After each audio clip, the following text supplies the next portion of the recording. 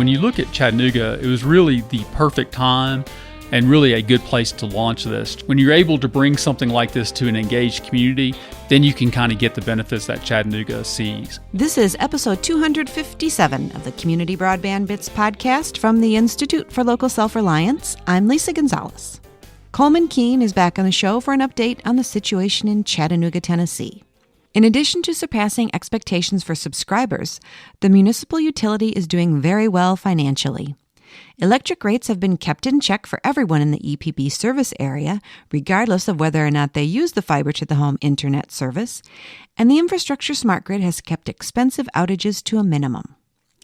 Coleman and Christopher also talk about the Chattanooga community and how its culture has contributed to the success of the network, which has, in turn, provided multiple benefits. First, we want to urge you to take a moment to help us out by contributing at muninetworks.org or ilsr.org. Shows like this don't have commercial interruptions, and we like it that way, but they still cost money to produce. If you're already a donor, we want to thank you. Your contributions help spread the facts about municipal networks, so kudos to you for participating. Now here's Christopher with Coleman Keene from Chattanooga's EPB. Welcome to another edition of the Community Broadband Bits podcast. I'm Chris Mitchell, again coming at you from Mountain Connect in Keystone, Colorado, a wonderful regional conference, one of the best in the nation. And I'm here today with Coleman Keene, the Director of Fiber Technology for EPB Chattanooga. Welcome back to the show. Well, thank you very much. I just looked it up earlier. You were last on for episode 175, which would be about a year and a half ago, I'm guessing. Wow. And I wanted to tell you congratulations. You gave a wonderful keynote this morning. Thank you. But also, you've surpassed 90,000 customers. It is hard to believe. It's a long ways away from when we started and where we thought we would be. Well, yeah, just go over that for a second, because you mentioned where you expected to be. Right. So in our initial business planning process, we were looking at somewhere around a 30% take rate in order to be break even for the whole project to work. And in the plan, we targeted having somewhere around 45,000 customers. That was kind of our best case scenario, and we're twice that today. So we're very happy, and it's been a very good experience for us and for Chattanooga. So one of the things I was curious about is what causes the 89,999th customer to sign up finally? I mean, they've had years of this. You mentioned that some of it has to do with your community engagement. That is my opinion. I absolutely believe that as time has gone on, just people talking in the community about what a great service EPB provides, because we actually believe in great customer service and we deliver that. Plus the fact that, we have gotten so much press for being Gig City that the community itself has really embraced that. And I think people want to be part of something bigger than they are. And this is just one way of doing that. So what are the kinds of things the utility does that you're familiar with electric utilities, and there's a continuum, but I think most aren't as involved in the community as EPB does. Right. What are some of the things you do that others don't? I actually think that, we have tried to be a good community player, ever since day one. And that was really one of our key reasons for coming into being was economic development and quality of life in Chattanooga. But, just like every business, you get stuck in a rut. And so after a while, you're going to work to benefit yourself, not necessarily the community. Well, actually taking this project on, I think, has reinvigorized us. And the level of customer service that we give is much higher than it was even, 10 years ago.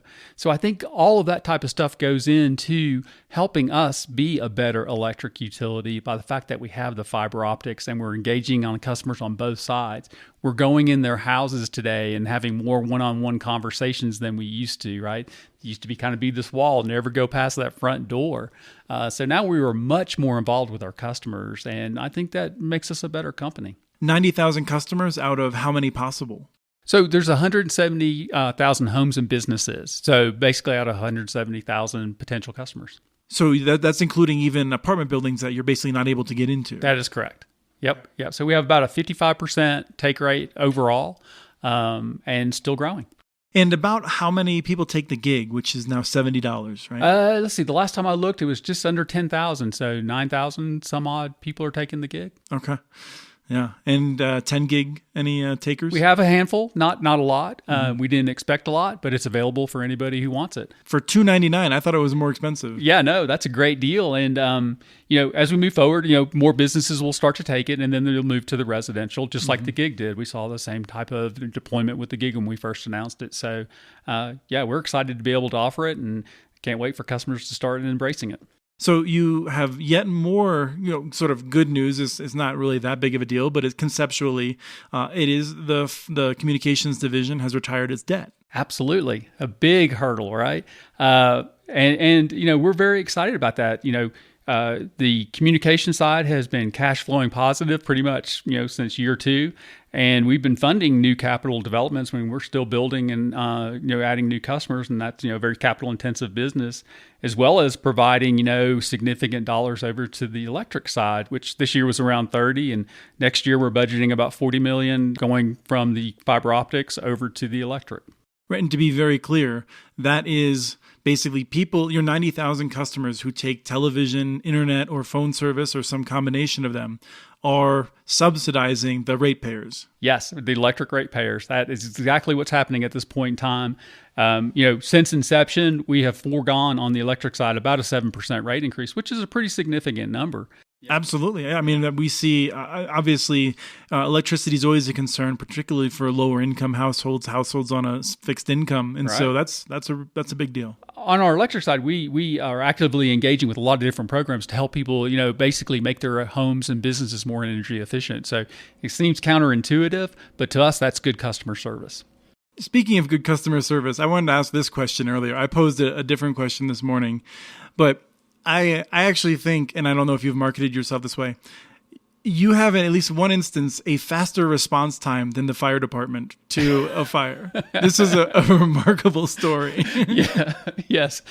No, we haven't used that as a marketing ploy. I will take that back and then talk to our marketing department about it. The information we're getting back out of our system is allowing us to do a lot of proactive things with our customers. And so we're working with the Department of Energy and Oak Ridge National Labs to help dealing with the big data problem we have, to figure out what other tools we can use to provide better service to our customers. And finding premature failures of equipment inside their house is one thing that we really would like to get to.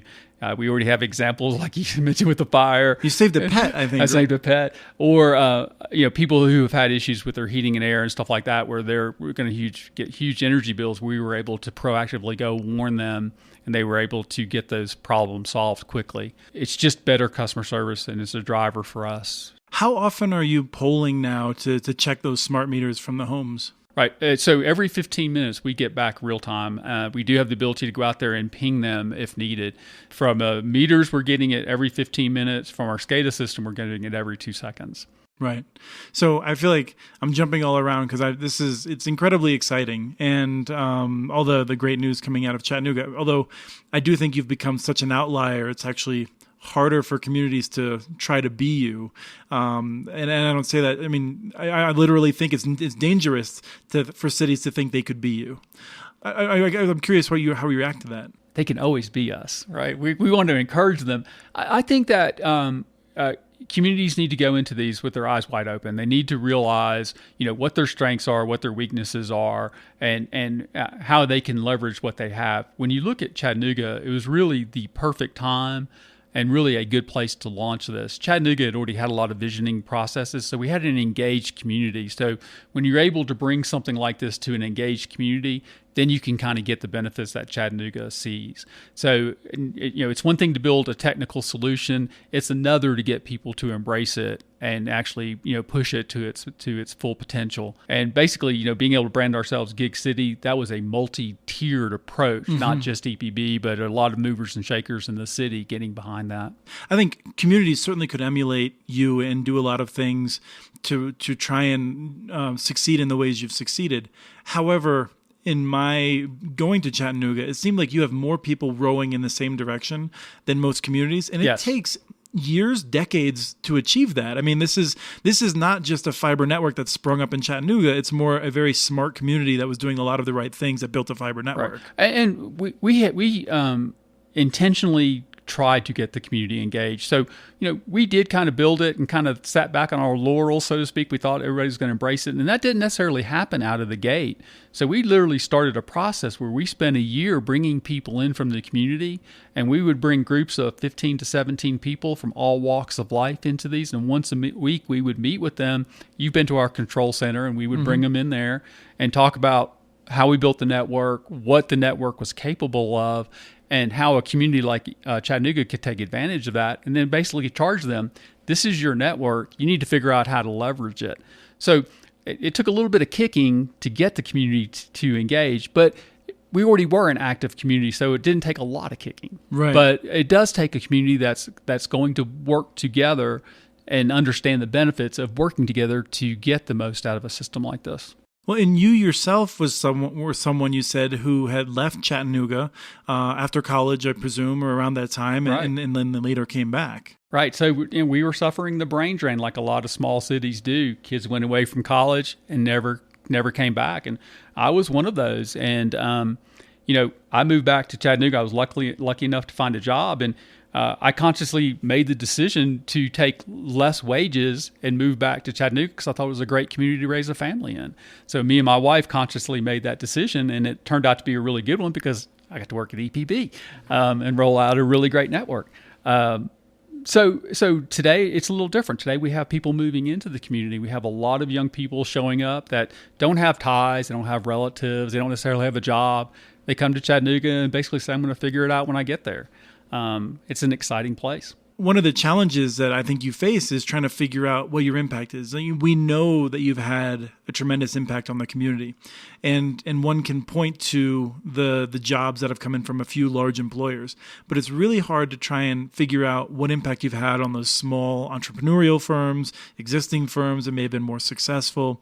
How do we know that the network has had such a positive economic impact on the community? That is something that's very difficult to statistically measure, let's say. So there's a lot of things we can look at. We have the chamber. They know how many large companies have come into town, and we can kind of extrapolate jobs from that. You can walk around in Chattanooga, and you can see the revitalized communities, and you can see the storefronts that are opening up. That's not necessarily captured by the chamber. A lot of those are small business, one or two people working at them type thing, and we have tons of those going in. And so when you look around and you look at, housing, you look at the growth in Chattanooga, you kind of look at the people moving back into the downtown area and stuff like that, you can feel the excitement. And so it's something almost you have to come and see to believe type stuff, but it's very difficult. And we're trying to figure out how to do a better job of measuring that. But how do you capture somebody who's working out of their house, let's say, much like you might do for a lot of things that you do. Mm-hmm. How would you show up in a statistical model, right? That's the problem we face is we have a lot of people doing those type of work. That gig economy type stuff is hard to measure. And I'm using gig as in the job, not necessarily the bandwidth in that scenario. It fits for both. It fits for both, exactly. Yeah. One of the things that you have clearly measured is the benefits to the electrical side.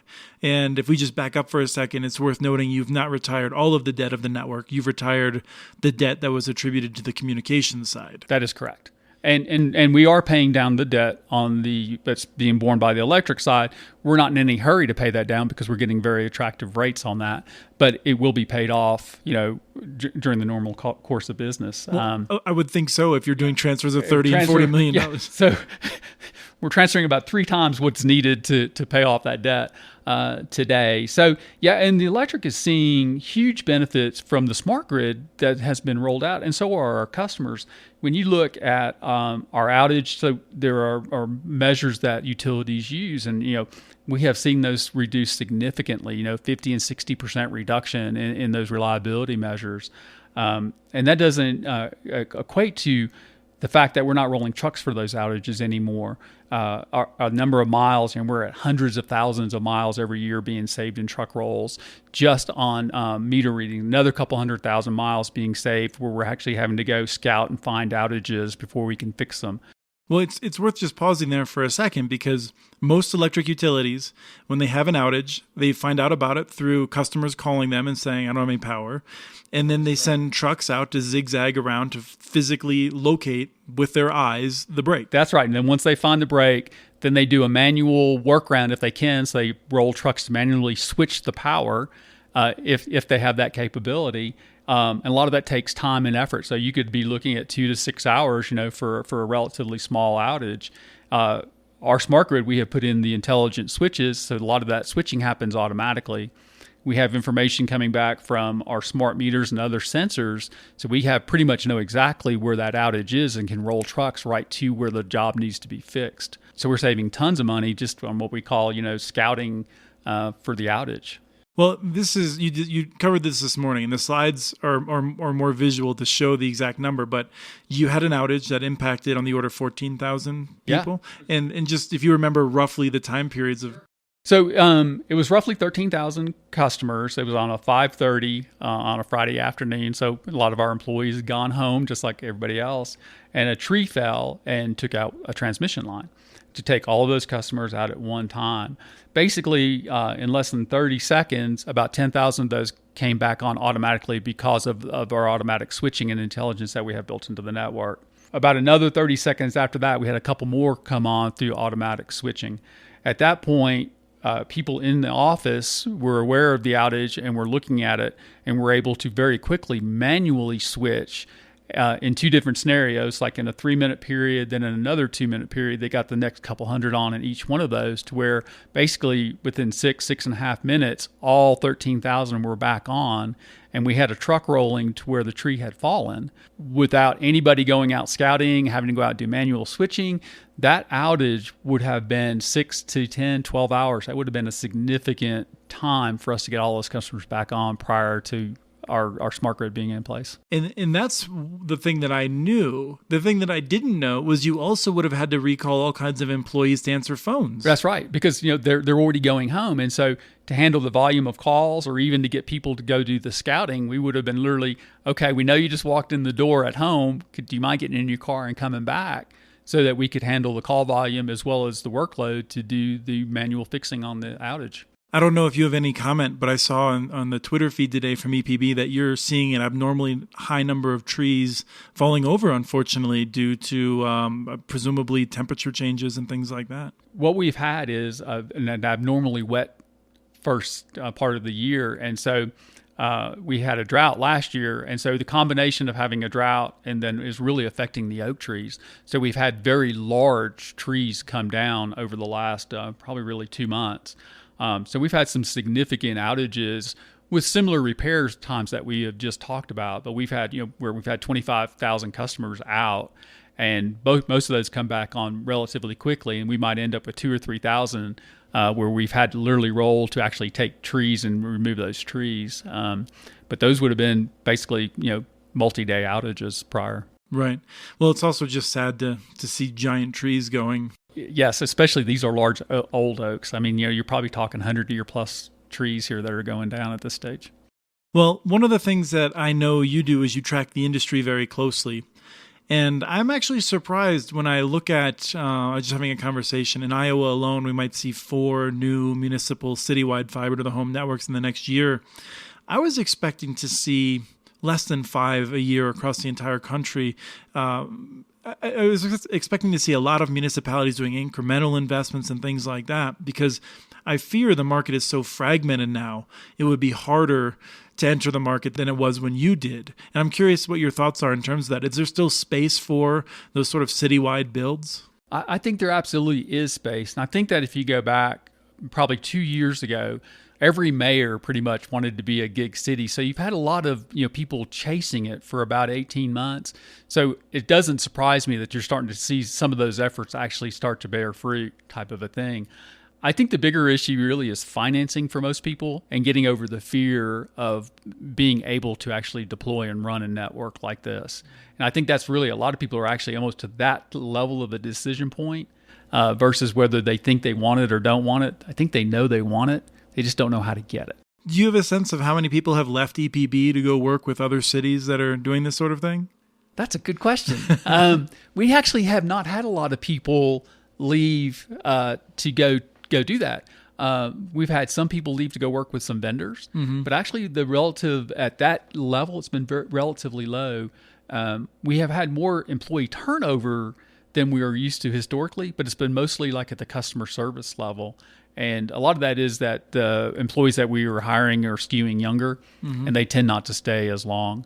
Yeah, I'm just curious. It seems like there's a fair number of people from Google Fiber that are coming out and looking for jobs and things like that. Yeah. So I was just curious if you were seeing any of that. Well, Chattanooga is such a great place to live. Nobody wants to leave, Well, right? and that is one of the things that I got the impression is that working at EPB is really great, and I can imagine that people wouldn't want to go work for a municipal utility where they may still believe in the job, but the culture may not be there. It's a tough transition. And that's where, again, I feel like we've always tried to advise cities, like, if you want to do what Chattanooga did, it's not just about technology. So much of it is about culture within the community. It absolutely is, and kind of like I was talking today, you mind your P's and the rest of it takes care. So, planning, prep, people, performance, and partnerships. People and partnerships are the most important out of those 5.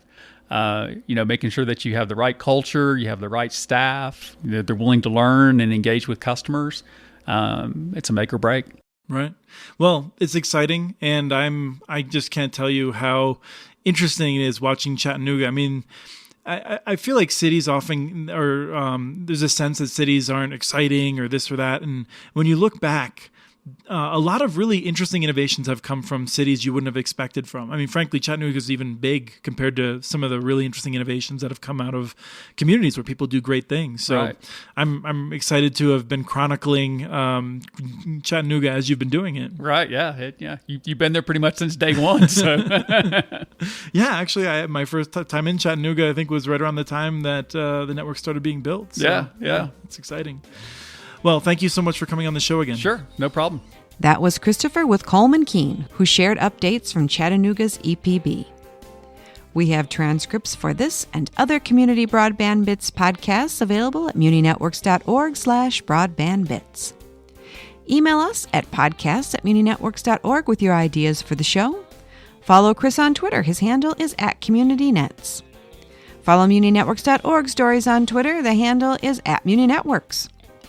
Subscribe to this podcast and all of the podcasts in the ILSR podcast family on iTunes, Stitcher, or wherever else you get your podcasts. Never miss out on our original research. You can subscribe to our monthly newsletter at ilsr.org. Thank you to Arnie Huseby for the song Warm Duck Shuffle, licensed through Creative Commons. And thanks for listening to episode 257 of the Community Broadband Bits podcast.